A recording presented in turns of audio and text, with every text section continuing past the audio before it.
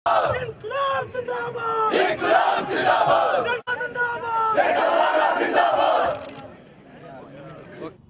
നാട്ടില് അന്യന്റെ വിശ്വാസം സംരക്ഷിക്കാൻ വേണ്ടി ജീവൻ കൊടുത്തും പോരാടിയ പാർട്ടിയാണ് ഈ രാജ്യത്തിലെ CPIM. ഈ പാർട്ടി UK കുഞ്ഞിരാമന്റെ പാർട്ടിയാണ്.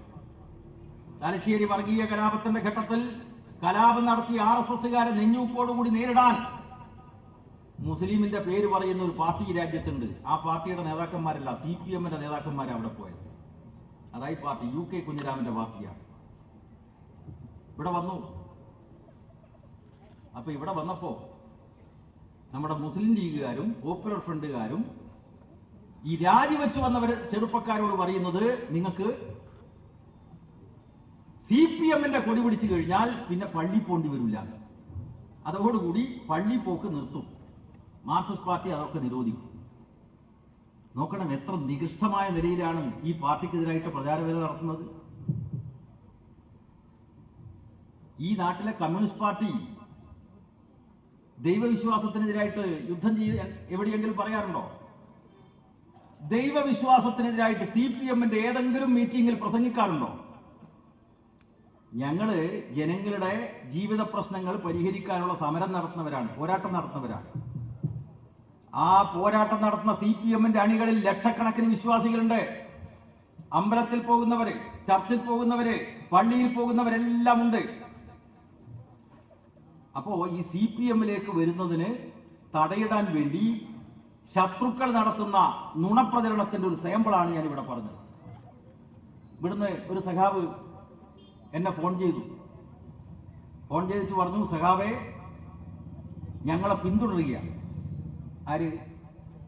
ഞാൻ ചോദിച്ചു, ആരാ പിന്തുടരുന്നത്? നോക്കുമ്പോൾ ലീഗും പോപ്പുലർ ഫ്രണ്ട്.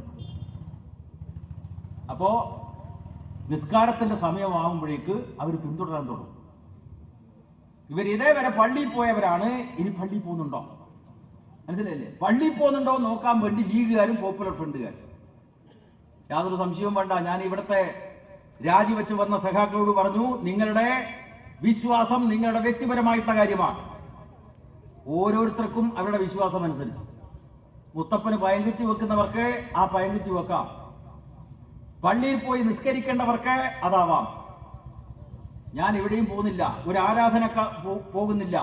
തീർച്ചയായിട്ടും ഇന്ത്യയുടെ ഭരണഘടന എല്ലാ മതങ്ങളിലും വിശ്വസിക്കാനും ഒരു മതത്തിലും വിശ്വസിക്കാതിരിക്കാനുമുള്ള പൗരന്റെ സ്വാതന്ത്ര്യം സംരക്ഷിക്കുന്ന ഭരണഘടനയാണ്. അതാ മതനിരപേക്ഷത എന്ന് പറയുന്നത്. ആ മതനിരപേക്ഷതയ്ക്ക് വേണ്ടി നിലകൊള്ളുന്ന പാർട്ടിയാണ് ഈ CPIM. വർഗീയ കലാപം നടന്ന ഘട്ടത്തിൽ ഒറീസയിൽ അവിടെ ക്രിസ്ത്യൻ പള്ളികളാണ് RSSകാർ ആക്രമിച്ചത്. പള്ളിയൊക്കെ തകർത്തു. അപ്പൊ ക്രിസ്ത്യാനികൾക്ക് കുർബാന കൊള്ളണം, എവിടെയും സ്ഥലമില്ല. അവിടെ ഭുവനേശ്വറിലെ CPMന്റെ സംസ്ഥാന കമ്മിറ്റി ഓഫീസിൽ പോയിട്ടാണ് ആളുകൾ കുർബാന കൊണ്ടത്. അതാ ഈ പാർട്ടി. അതുകൊണ്ട് അധ്വാനിക്കുന്ന വർഗത്തിന്റെ രാഷ്ട്രീയം കൈകാര്യം ചെയ്യുന്ന ഈ പാർട്ടിയിലേക്ക് നാനാ പാർട്ടികളിൽ നിന്ന് ആളുകൾ വരുമ്പോ മാർക്സിസ്റ്റ് വിരുദ്ധന്മാർക്ക് വല്ലാത്ത അസഹിഷ്ണുത, അവർക്ക് സഹിക്കാനാവുന്നില്ല. ഈ ചെങ്കൊടി പിടിക്കാൻ ആളുകൾ വരുന്നു. അപ്പൊ എന്താ മാർഗം? നുണപ്രചരണം, അപവാദ പ്രചരണം. അതാ ഇവിടെയും നമ്മൾ കണ്ടുകൊണ്ടിരിക്കുന്നത്. ഇവർ കഞ്ചാവ് വിൽപ്പനക്കാരാണ്. അത് പറഞ്ഞിട്ടും കേൾക്കുന്നില്ലെങ്കിൽ എന്നാ പിന്നെ പള്ളിയിൽ പോകാൻ പറ്റില്ല. RSSൽ നിന്ന് രാജിവെച്ചവരോട് പറയുന്നത് നിങ്ങൾക്ക് അമ്പലത്തിൽ പോകാൻ പറ്റില്ല.